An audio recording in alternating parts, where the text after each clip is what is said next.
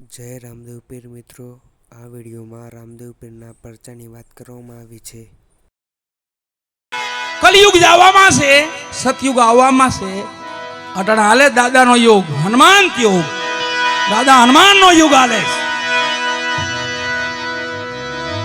સવાન 2020 ધર્મ થાપશો, પછી ધરશો કલકી અવતાર.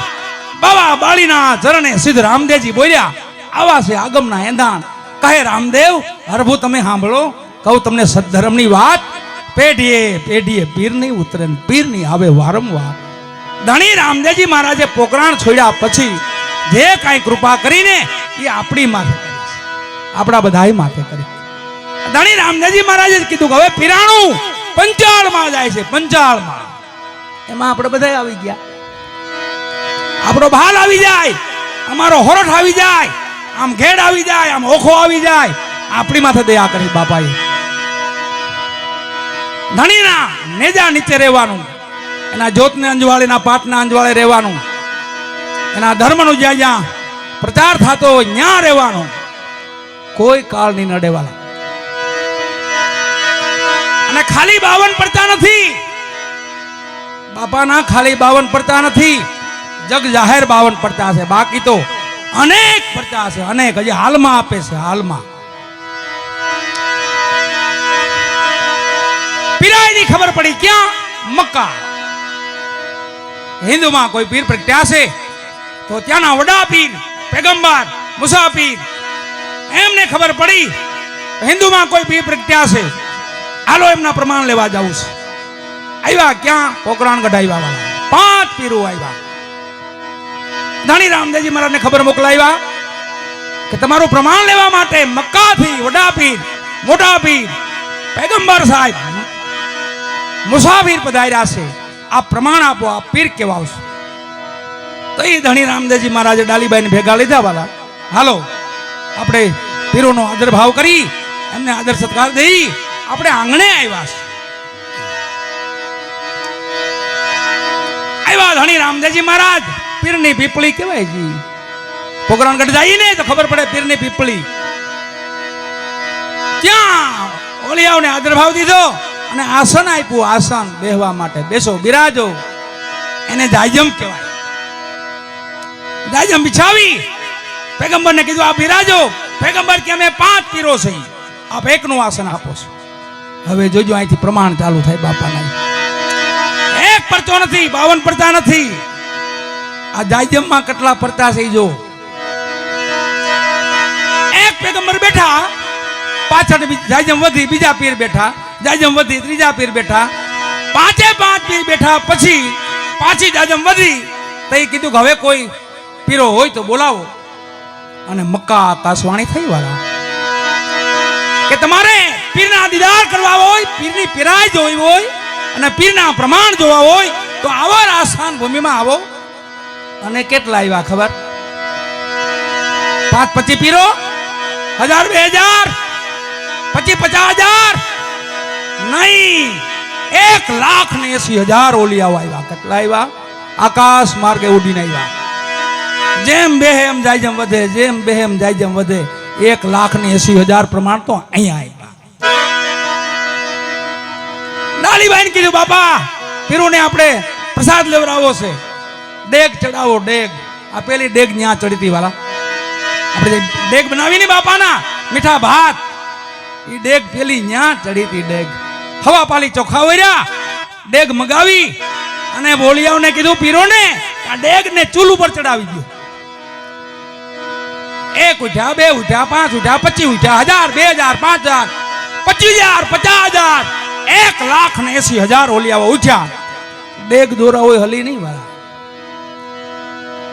પાછા ઓલિયાઓ બેહી ગયા. ડાલીબાઈ હામુ બાપાએ જોયું કે બાપા ડેગ ને ચડાવી દો. ડેગ ચડાવી ડાલીબાઈએ. રંધાઈ ગયા પછી કીધું બાપા ખાલી આને ઉતારી તો લ્યો. એક હારે 1,80,000 ઓલિયાઓ ઉભા થયા પણ ડેગ ઉતરી નહીં.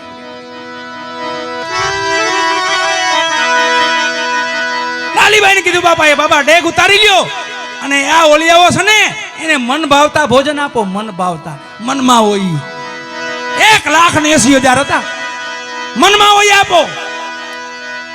કોળિયા બોલ્યા, પેલા ઓલિયા બોલ્યા, તમારા વાસણમાં નહીં જમીન, મક્કામાં અમારા વાસણ પીડ્યા છે, એ વાસણ મગાવી આપો, એમાં પ્રસાદ લેવું અમે.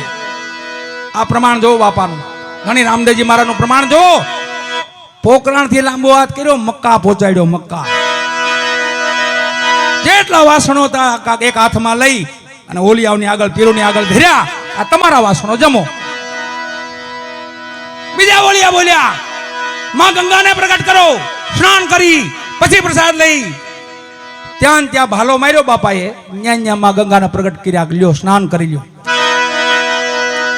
એક ઓલિયા બોલ્યા, ચૂરમાના લાડુ, મોતીચૂર, ઘીમાં લસપસતા. આ ઓલિયા છે 1,80,000 છે. એટલા બધાને મન ફાવે દેવાનું છે. આપણે એટલા બધાને ગણવા નથી, પણ એક છેલ્લા ઓલિયાને લઈ લઈ. છેલ્લા ઓલિયાએ જે કીધું ને એ સાંભળ્યા જેવું છે. આને પ્રમાણ કહેવાય કે આમાંથી કાંઈ નહીં હાલે, તાજું આપો, હલાલ કરેલું. અને પછી ડાલીબાઈ હામું બાપાએ જો, બાપા એને પીરસો આપો આપો. એ ડેગમાંથી માવું સાઈપું વાલા માં. તઈજી મોટા પીર હતા ને વડા પીર, પેગંબર, મુસાફિર બેઠા થઈ ગયા, ઊભા થઈ ગયા, બે હાથ જોડીને, એ બાપ તું વડો પીર, તું વડો પીર, તું વડો પીર, તું વડો. આ વડા પીરનું પ્રમાણ આપણને મક્કા મદીનામાં મળેલું છે. એટલે મોટા પીર એટલે રામદેવજી મહારાજ. હવે ધણી રામદેવજી મહારાજને યાદ કરી લઈ.